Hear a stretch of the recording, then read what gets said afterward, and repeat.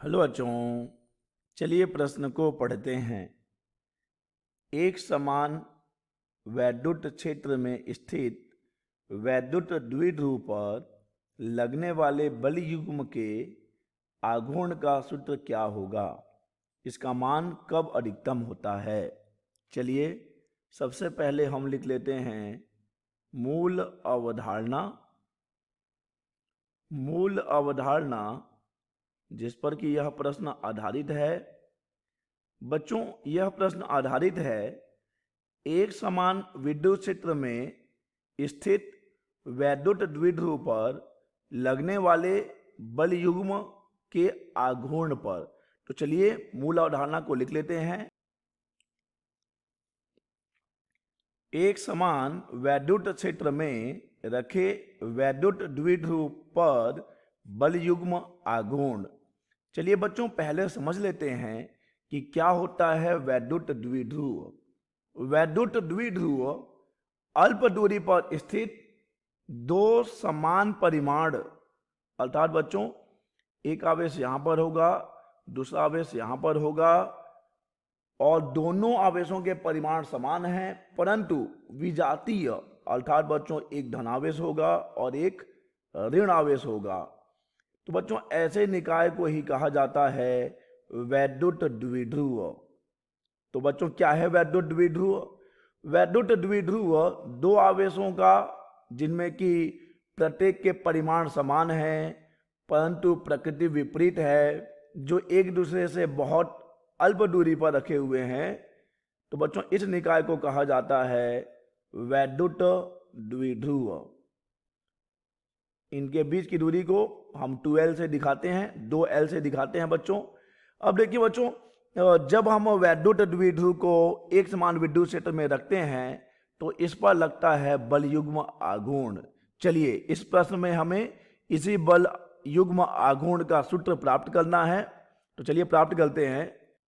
माना AB एक वैद्युत द्विध्रुव है। तो चलो बच्चों हमने मान लिया है कि AB एक वैद्युत द्विध्रुव है जो कि बना है +Q और -Q आवेशों से मिलकर, और जिसकी लंबाई यानी कि वैद्युत द्विध्रुव की लंबाई हम मान लेते हैं कि है 2L, और इसका वैद्युत द्विध्रुव आघूर्ण अर्थात P बराबर हो जाएगा Q गुणा 2L।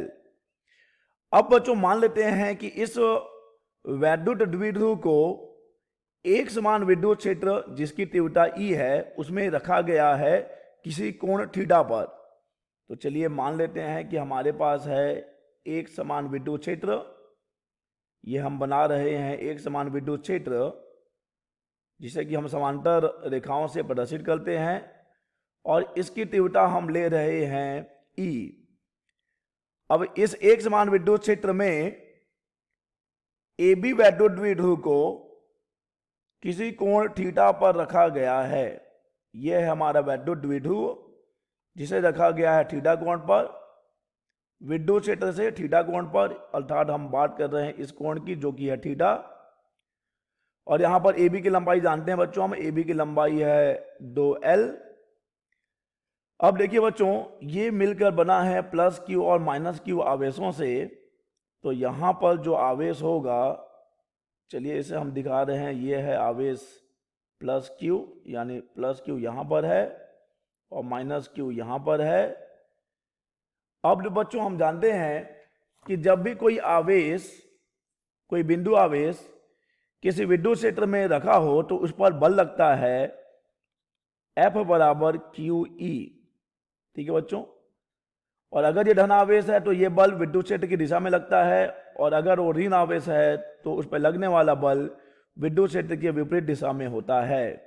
तो बच्चों यहाँ पे हम देख सकते हैं कि इस +Q पर, इस धनावेश पे जो बल लगेगा वह लगेगा विद्युत क्षेत्र की दिशा में। चलिए एक बल लगा देते हैं विद्युत क्षेत्र की दिशा में। ये लग रहा है बच्चों बल विद्युत क्षेत्र की दिशा में जो कि होगा QE, और उतना ही बल बच्चों लगेगा -Q पर भी, लेकिन ये बल लगेगा विद्युत क्षेत्र की विपरीत दिशा में। तो इसे हम माइनस क्यू ई से दिखा देते हैं, ठीक है।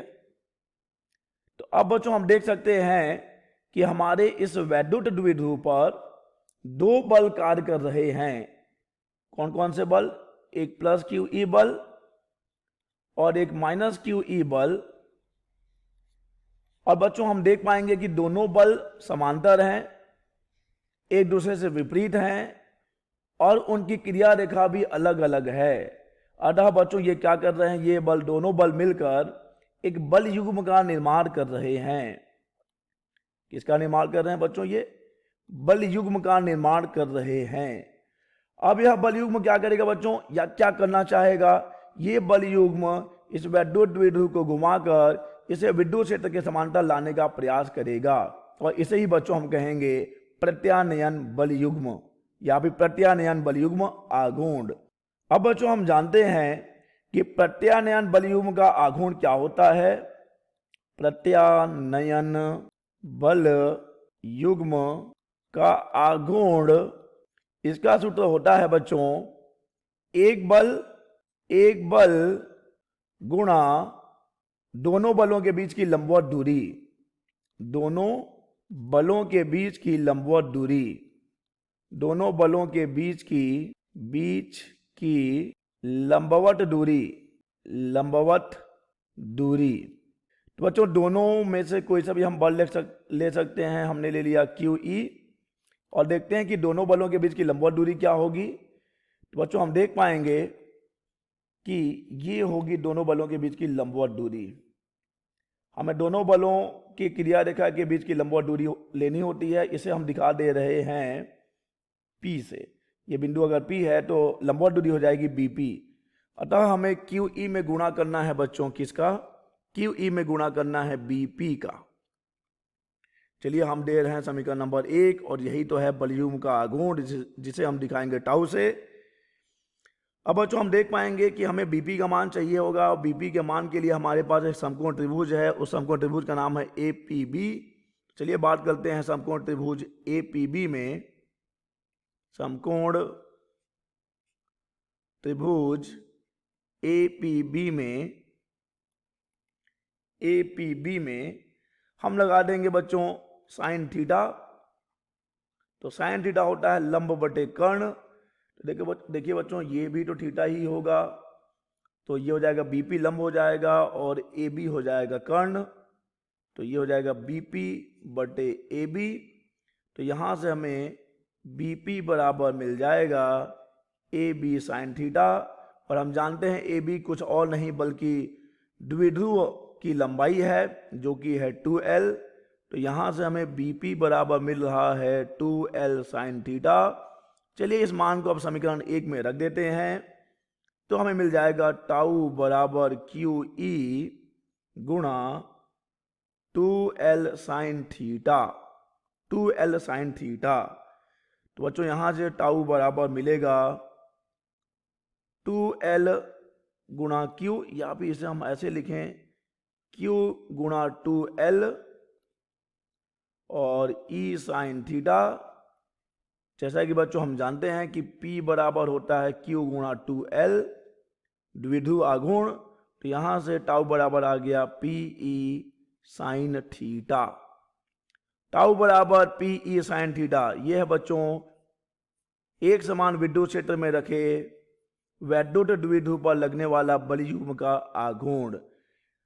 अगर इसे हम सदिश रूप में लिखते हैं तो वेक्टर टाउ बराबर हो जाएगा vector P cross vector E, क्योंकि यहां पर साइन मिला है हमें। तो बच्चों ये है सूत्र हमने प्राप्त कर लिया। अब देखते हैं बच्चों इसका मान अधिकतम कब होगा। ठीक है बच्चों, तो देखिए अगर टाउ को अधिकतम होना है तो साइन थीटा को अधिकतम होना पड़ेगा, और साइन थीटा को अधिकतम होने के लिए थीटा का मान कितना होना पड़ेगा बच्चों? थीटा का मान होना पड़ेगा 90 डिग्री। 90 डिग्री यानी कि 90 अंश।